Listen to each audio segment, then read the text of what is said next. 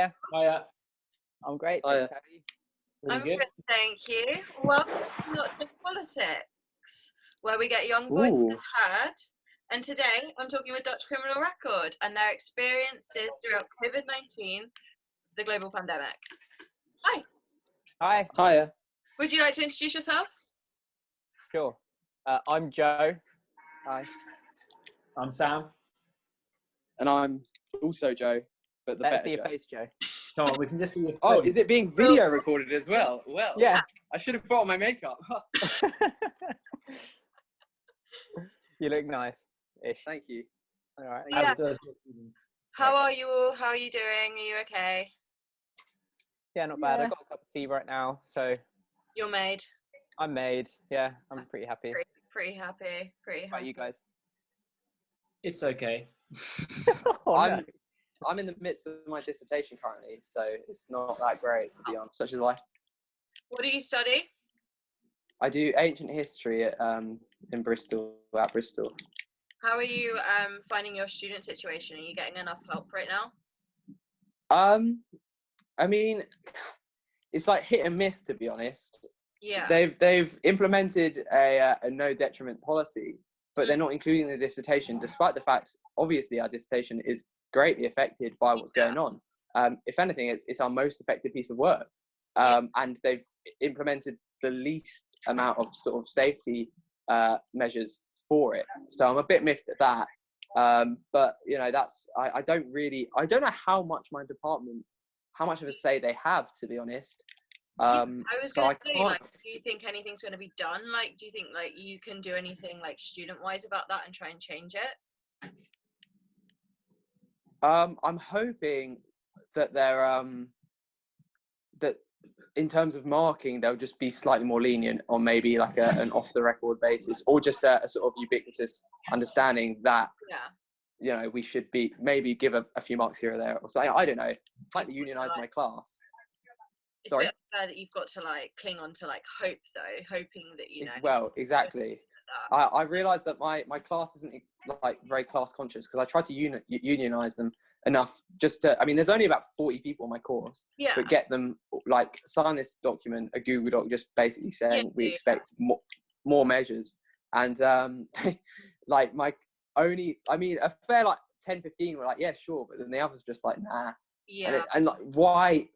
It can only is so hard, like so hard. Yeah. The biggest challenge in activism, I would say, is getting people involved because, like, majority of the time, our voice isn't heard. So a lot of people don't see the point in it because no matter what we do, like when we sign a petition, it doesn't mean that it's going to change. Like, majority of the time, like we see petitions for like other demographics and they actually change things. But when we put out petitions, it's just like kids demanding stuff. If you know what exactly. It feels like. Absolutely. How did you guys meet? School. Yeah, we were basically all in the same music class at GCSE, or me and Sam were. And Joe was a bit younger than us. So we sort of formed the band for a school battle of the bands. Yeah. And I don't think we won that year, but we might have won the year after. And then when we were 16, we sort of started playing shows outside in like our locality, and that's sort of how we got into playing, like being more than just like a school band. So we've known each other for good. You guys have been together like a really long time then. Well, yeah. It's like, so there were two other guys that were part of this band. We were like a 4P. And me and Joe are like the last remnants of that. Yeah. So that was quite a while ago. That was in 2012. But like this, as we are now, as Dutch Criminal Record, it's sort of, as the three of us, it's been like since 2018. So. Oh, okay. Yeah. So that's really good that you guys have stayed together for like so long. That's really amazing. I know. Do you guys have like any projects at all? Anything else that you guys do on the side along just being in the band? Yeah, well, we do, like, I know, I saw you in your prompts, you said, like, any other, like, music projects. We're in a function band. Oh, amazing. What kind of songs do you cover? Well, we're marketed as indie rock, Yeah. So we do like indie rock stuff, like Killers, Kings of Leon, and stuff like that. But we also do like 60s and 70s. We kind of just do like the stuff that everyone likes, really. Yeah, like classic kind of bops. Yeah, like because you know it. Do whatever you want, but everyone still wants to hear Twist and Shout at a wedding. So That is true. If I wanted to book you guys for a wedding, where would they find you guys to do that? It's tailoredentertainment.com, and our wedding name is 8 Ball, like 8-ball pool. Yeah. Okay, there we go. So if you're interested. Yeah. Although we wouldn't recommend for booking for this year. Not right now. But if you want to like give some amazing musicians a hand, you know, you can always put them in advance for your weddings in the future. Exactly. And stuff like that. You've got to get married someday. It will happen. Exactly. But yeah, what were you guys doing pre-COVID? Like before the whole world, like Touring. blew up? Touring. Actually, You changed. What's changed in your daily lives then? Like, well, not too much, because it kind of it ruined everything as we were just about to start like our tour. So not too much. We only got 2 dates in, unfortunately. Luckily, we got in our Bristol date where we sold out Rough Trade, which was really sick, because well done. That's amazing. I feel like, well, we've done that, and I'm glad we got that memory in. And it was literally like, it was so abrupt. A week after, and everything had changed. And I remember on the night, I can't recall any sort of memories of just thinking, or any anxiousness about COVID-19, I suppose. So it must have been extremely abrupt. But then that was on the Monday night, and then 4 days later on the Friday night, we were playing a hometown show at Portsmouth, and usually we pack it out. You know, we packed out the Wedgwood Rooms last August, which is a 400 cap. Sick. I like Wedgwood Rooms. Oh, really? Do you know it? Yeah, it's sick. Oh, cool. Well, yeah, it's a sick venue. Anyway, we were playing a really small venue at our hometown, and it's probably like 80 cap, and you know, not many people came at all, and it was quite obvious that we just couldn't continue with the tour. Well, so it was a shame. It felt like ominous, didn't it? Like that gig, it wasn't really a pleasant route. Like nobody wanted to be in the room. It was a bit tense. Yeah, it was kind of like you guys felt forced at that time, which was pre-lockdown when the rest of the world was in lockdown. You felt forced to still do what you do because you had to make money. And yeah, well, I remember at the time, like a lot of we were starting to have emails through for a few people. Like what notable that I can remember was this guy called Billy Fitzjohn, who runs a festival called Golden Touch in Portsmouth. It's like a city festival around a load of venues. Yeah.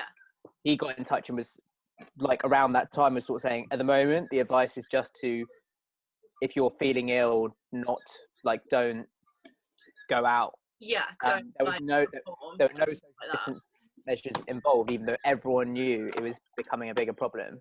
Yeah. And so, happened with another band I know.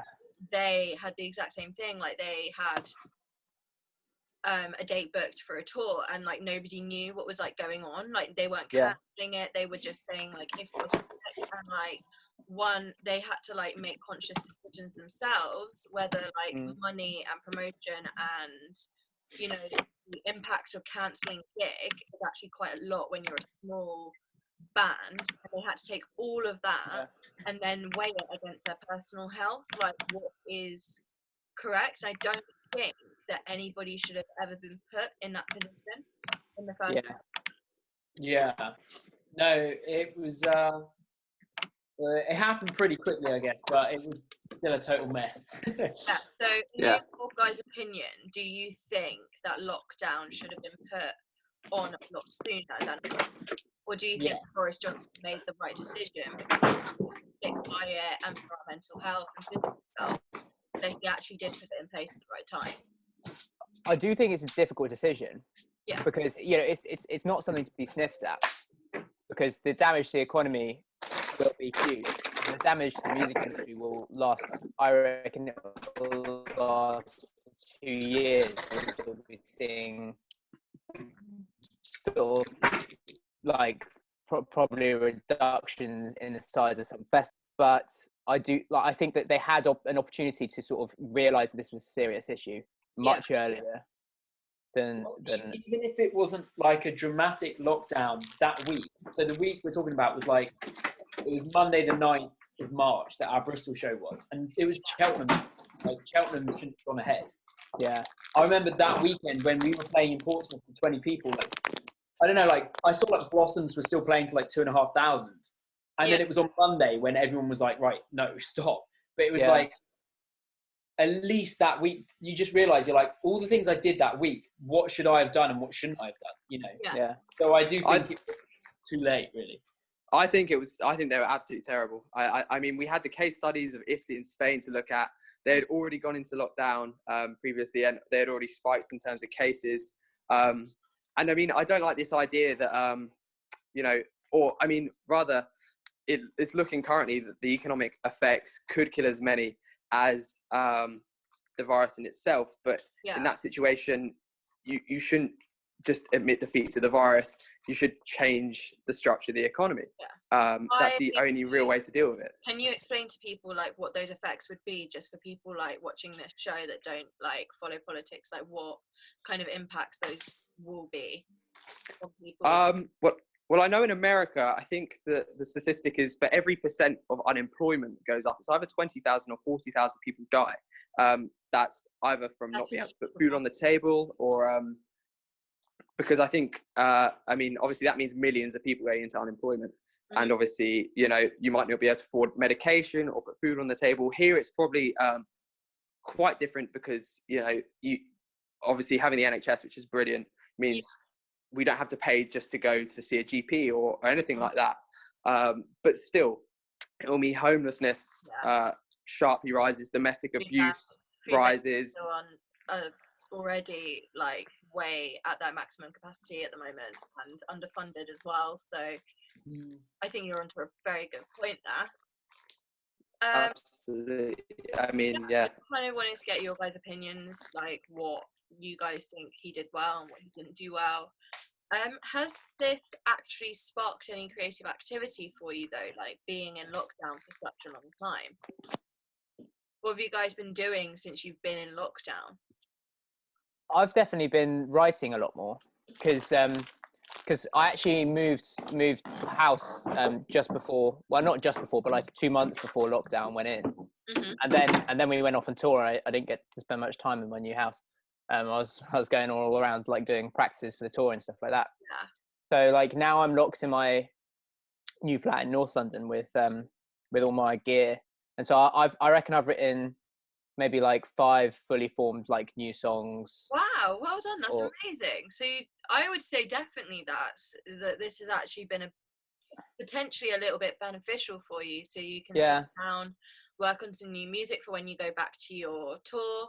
You've got a lot more new material out and stuff like that. Yeah, in that sense it's been really nice, and I've had like time to get in like an exercise routine and stuff like that, which I just wasn't, because like, you know, it's quite a musician's routine. Like when you're freelancing it's quite chaotic. Like the only regular things I had, like regular jobs I did prior to this, was like 2 days teaching in schools in South and West London, and that was every Thursday, Friday. But otherwise, like my week's just completely different one week to the next. Absolutely chaotic. And I think like the fact that you never know what's going on adds to the problem as well. Like one week is completely different to the next anyway, and in a situation like this, when you're not being told anything, any solid information, it's hard for you to plan that even further. I feel. But you guys have got a new single out on Spotify, don't you, as well?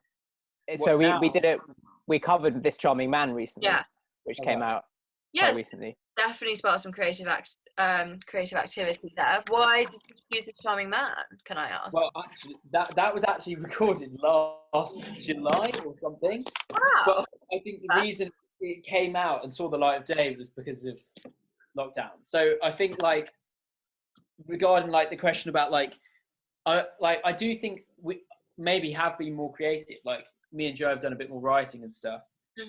But it also has meant that people have seen stuff that you've done ages ago that you kind of shelved because you're like, well, can't really do anything, so we may as well put it out. Yeah. Like we put a couple of like short documentary style stuff, videos that we filmed on our YouTube, and obviously This Charming Man came out. So yeah, I mean it's been a chance to spring clean. Yeah. How are you guys getting money right now then? Like, how are you living? I'm not. not? No, I know. Like, you guys go first. Yeah. Well, I managed to sort of keep a base of students who are willing to do lessons over Zoom and Skype. So I may be doing like between 10 and 11 students a week, roughly, over Zoom and Skype, which is okay. Yeah. It's, you know, I used to have something like 22 students every week previously. So like not all of the parents. I'm trying to get more parents involved. Yeah. But it's hard and it's difficult. Like it's just like some people, you know, all of a sudden everyone has to get really tech literate and good at using like Zoom and Skype and all that stuff. And some parents just like they don't have like up-to-date computers or like they find that stuff difficult. So it's more difficult to get them on board. Yeah. What is your guys' favorite noise or sound? Bit of a fun question. Joe, do you want to take it away? Frampton, do you have any noises you particularly are fond of? It's going to be inappropriate. No, I love just a lovely sounding snare drum when you've tuned that to perfection and it's so fat and it just sounds big. Yeah. And apart from that, I like the sound of bees like buzzing about, kind of like caught in your window or something. They can't find their way out, and it just that reminds me of summer a lot. For some reason, there's loads of bees in my house. Just like a fat bumblebee just buzzing around. It's so cute. I know what you mean. I know what you mean because like when you hear it, you're like, "Oh, summer," because they're all out. Like, yeah. What about you guys? What's your favorite noise or sound? I think Sam. Good question. Sound of a ball going into a net. Fixed by my foot. I forgot what it sounds like. But yeah, that's a nice sound. Yeah. And you? So I think I like that like gentle bird song sounds you get sometimes. I live near Finsbury Park and like they've got like birds and squirrels in there and like just a bit of nature. Like I go for a run and then sit down. Just a bit of nature. I like that, and I like the sound also of a slightly out of tune piano. It's a little bit. Homely. It's just a bit homey. Honky tonk. Okay. Yeah, not properly tonky, but a little bit sort of honky. How have you managed to stay together throughout COVID? Well, it's pretty easy because Joe lives in Bristol, other Joe lives in London, and I live in Portsmouth. So we always are apart. Like we're very rarely together. You can count on one hand the amount of times we actually get to practice. So all that this has done is just basically forced us to speak to each other because normally we don't speak to each other online. Or we might not be. So let's have a Zoom chat. Yeah. We normally see each other like every week, even though we live like. Yeah, I mean to be fair. So Zoom calls. So they definitely Zoom. Yeah. That's all we got. What are your personal anxieties at the moment? I've got a list as long as my arm. Yeah. What do you want to hear? Do you really want to know? Yeah. Go on, you guys start. What's your like top anxiety at the moment, would you say? That you would say to like everyone else, so you're like, you're not alone right now, I feel this too. Well, I think just uncertainty. Yeah. And a little bit of like, I'm a little bit anxious of going back. You know what I mean? Going like, back to normal. Yeah, because it's quite intense. It's like, you know, like I quite like the intensity of like the life that I have. This is interesting, actually. I have had someone else say this to me, that they are, they're not necessarily anxious, but it's like something that's like a little bit there, kind of not there, back of the head, like, what, can I go back to normal? Like, I've been doing this for so long now that going back to normal, I can't really remember what normal is. Yeah. Like, we are going to have a discussion on my show, like, should we go back to normal? Like, is normal okay? Like, that's another question I think that needs to be addressed, is like, normal that we were living actually normal, or was it, you know, a bit of distorted reality that we were actually seeing, and things, this is a moment for change. Yeah. I think it's straight. I think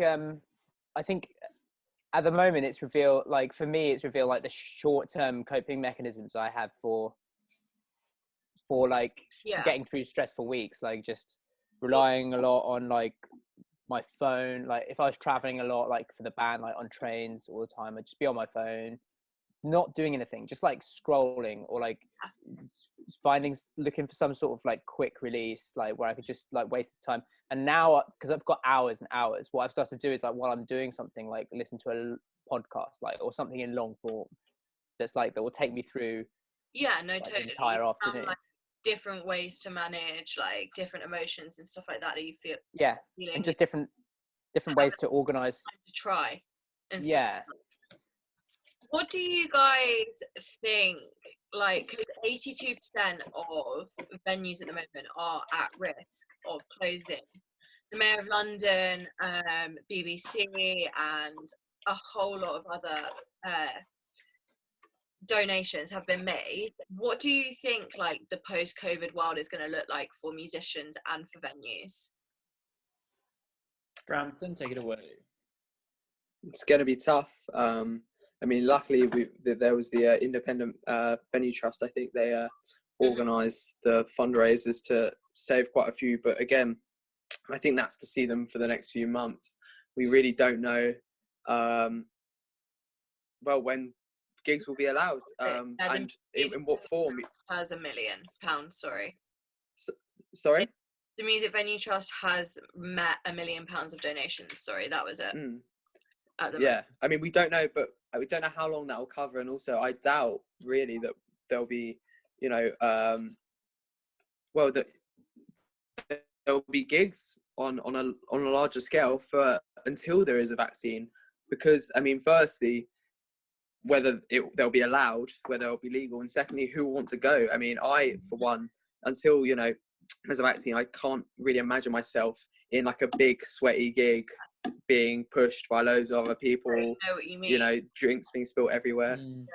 And so I really don't, foresee an end in sight, or in the near future. And a few months is really, that could end a venue, and then realistically it could be a year before. I mean, who knows? This is pure speculation.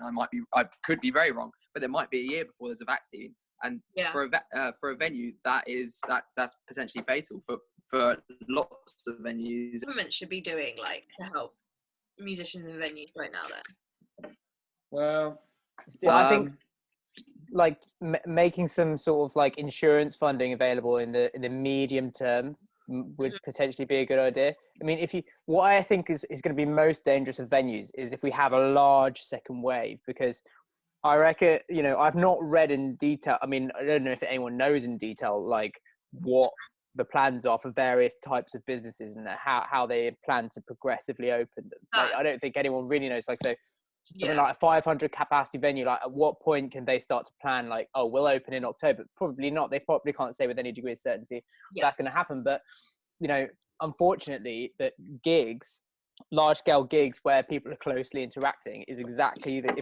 If those start to commence again too early, that's exactly the kind of behavior that's going to lead to a big second wave, which would be much worse, because I think that a lot of bodies and individuals have responded really well to this first wave that we've had, which has been like, loads of people have donated a lot of money, and that's great, but that is short term, like, save it from the immediate danger.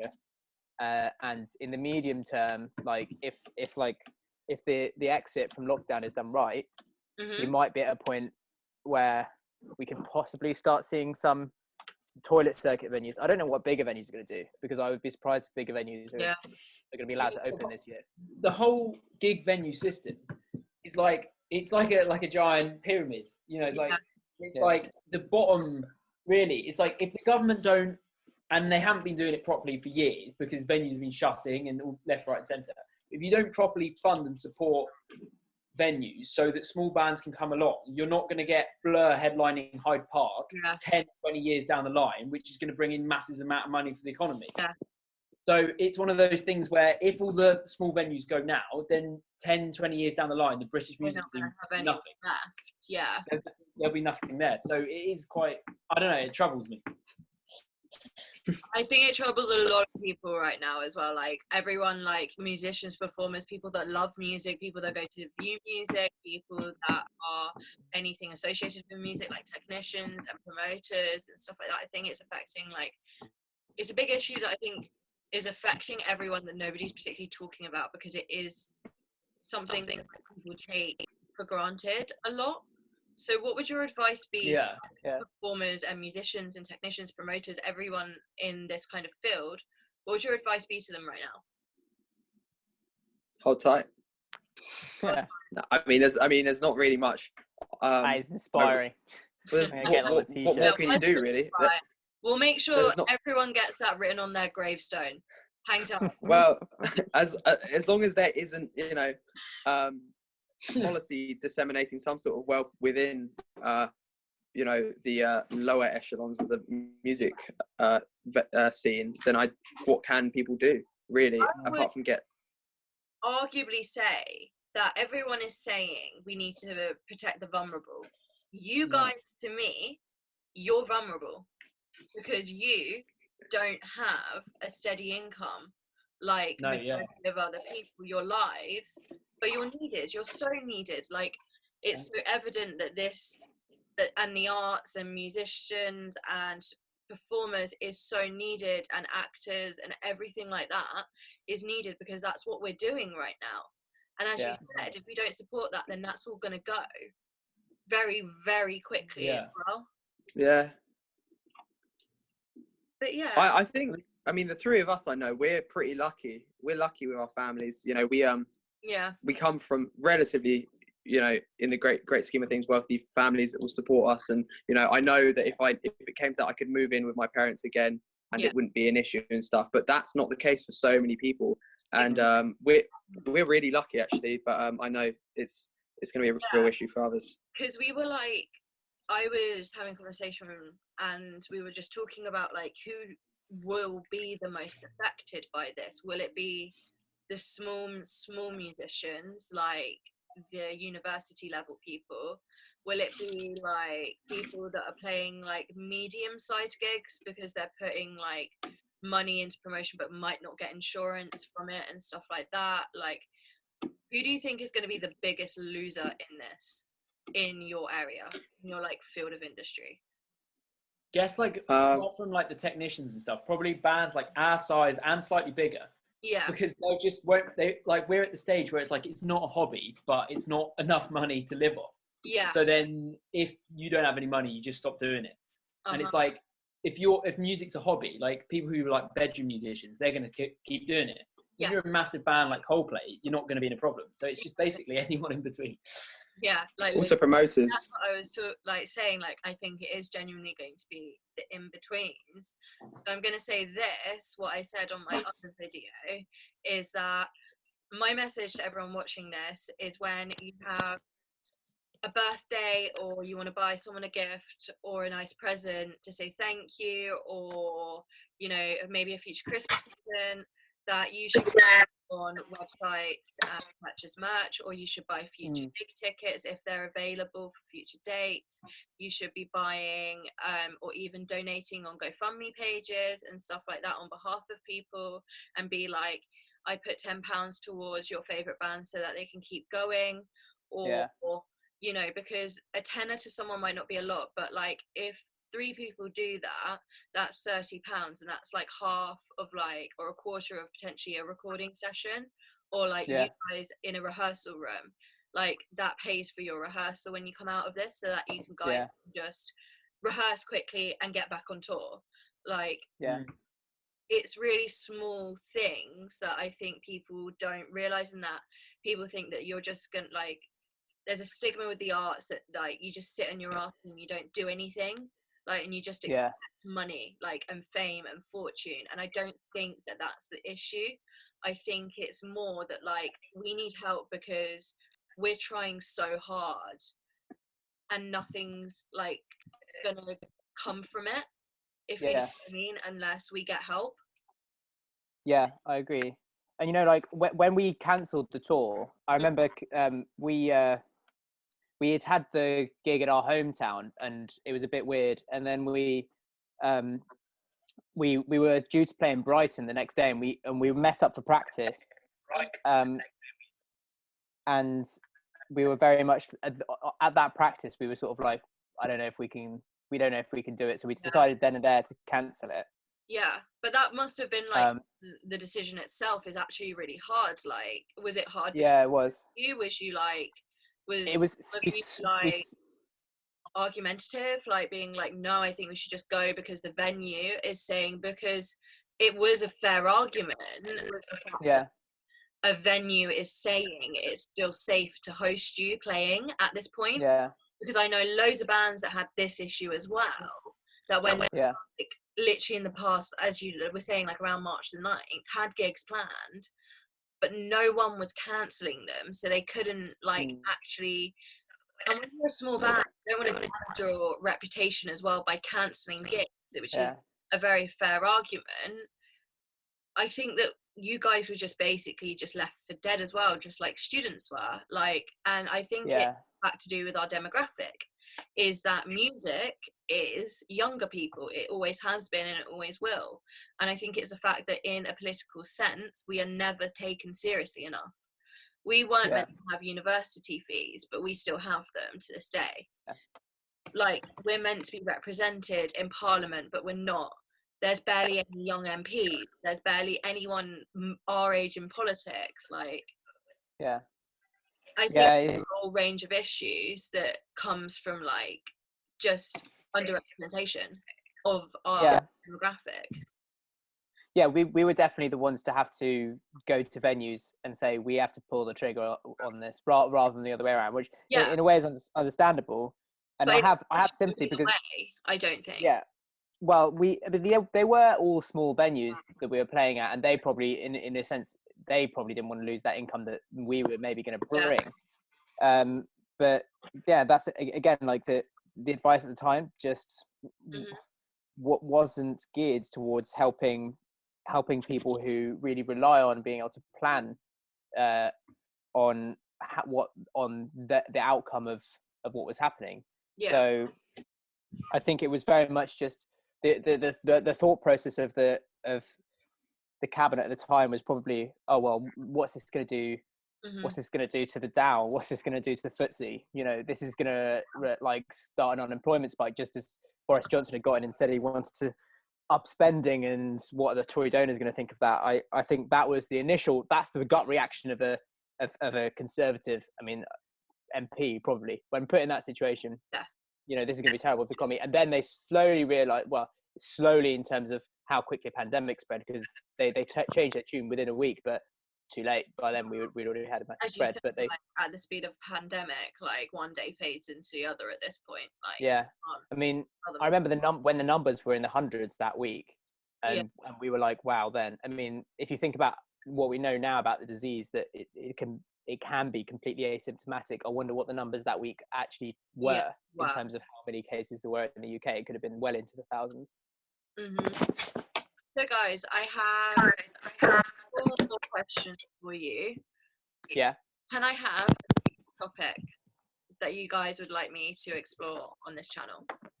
Future topic? Yeah. Anti-capitalism.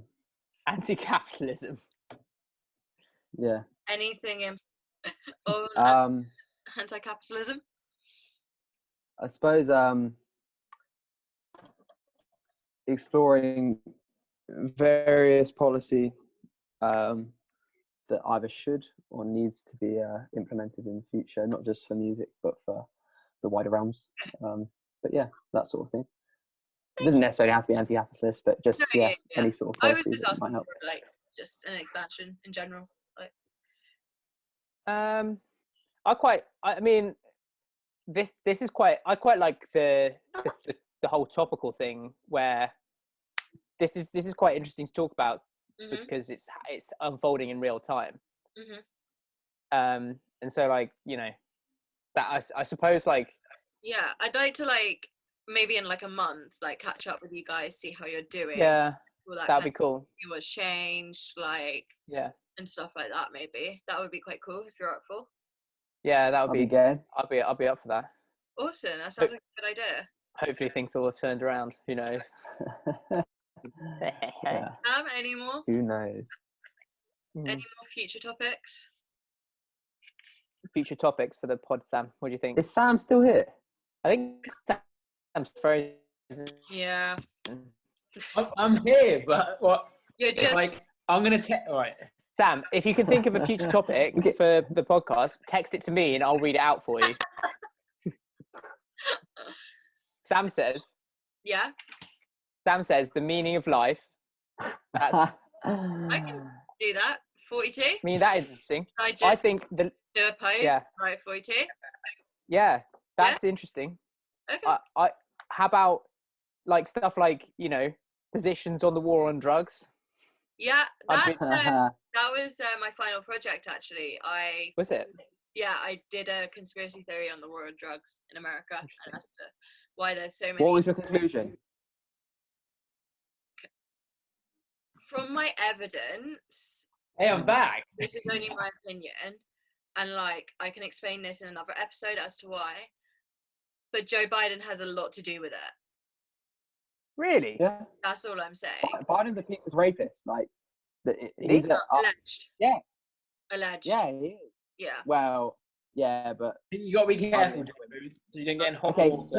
he's an alleged rapist. Also, he was only like part of Obama's cabinet because he wanted to win over the conservative vote. He was far enough right to win over some conservative vote, but not so right that he wouldn't be considered a Democrat. And obviously, Democrats are essentially UK right anyway. They're centre right as far as we'd perceive them on our political spectrum.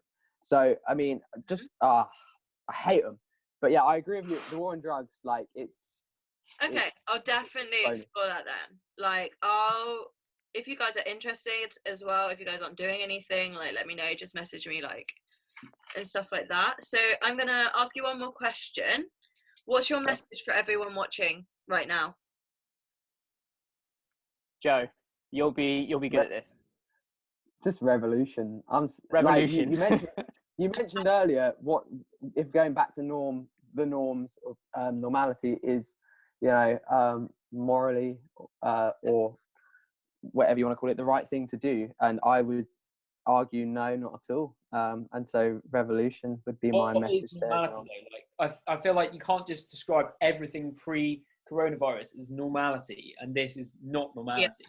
Like, there's been something, like, for example, like, no face-to-face social interaction with everyone needs to come back because, like, that's what humans live on, you know. That's a good bit of what was normal. Yeah. The bad bits of what was normal is inequality, poverty, classism. These are the things we will change.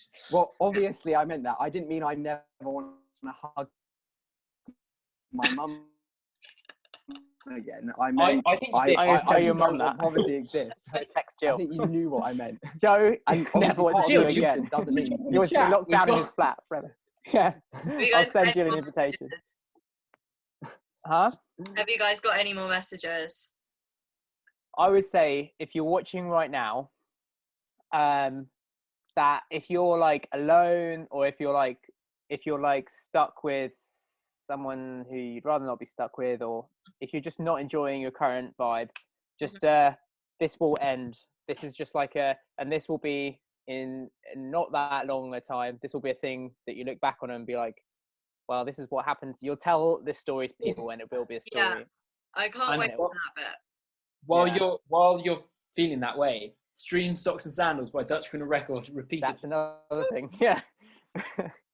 Final message. Well, thank you so much for coming on. It's been so fun and insightful and such a pleasure. It's been lovely meeting all of you as well. Like, this is the first interview I've done where I haven't actually known the people as well. So Cool. yeah. Awesome. Yeah, hope you guys stay safe, and everyone watching stay safe, and make sure you like this video, share it, subscribe to the YouTube, Not Just Politics, and yeah, thank you so much. I'll see you guys later. Thank you. Bye. Bye-bye. Bye-bye. Bye.